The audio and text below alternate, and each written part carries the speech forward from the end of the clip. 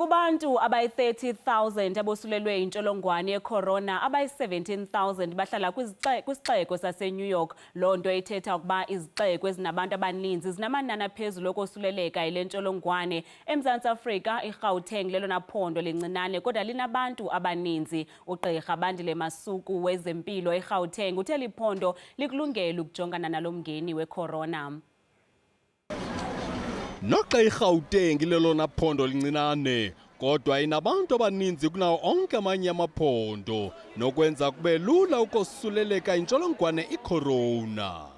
We've got a very big airport, which is our point of entry, which receives a number of our airlines from different parts of the world, which is a bigger problem.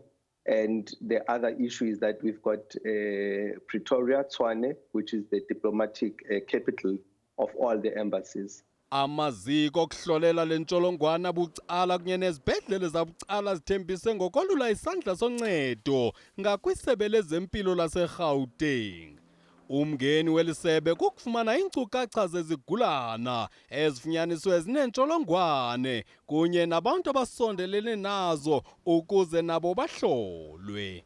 Isigulana besifakwe kwiziko labampilo eMandundu kwiveki ephelileyo siyachacha. They are not in ICU. We had one gentleman in one of our facilities who was not quite well over the weekend. But we did go on Monday. I went to see them, and the team that is taking care of him is out of ICU, is out of high care.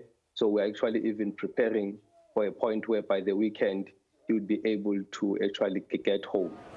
Abahlali nabasebenzi bephondo laseGauteng bayabongozwa ukuba bangalifulathele liphondo ngexesha lokumiswa ngqi kwentshukumo khona ukuze kuzolawuleka ukunwenwa kwale ntsholongwane kufunyaniswe nezihlobo zabantu abavavanyiweyo bafunyaniswa benayo le ntsholongwane kodwa azikwazi ukukhutshwa iziphumo zabo kuba bengekaziswabona kuqala.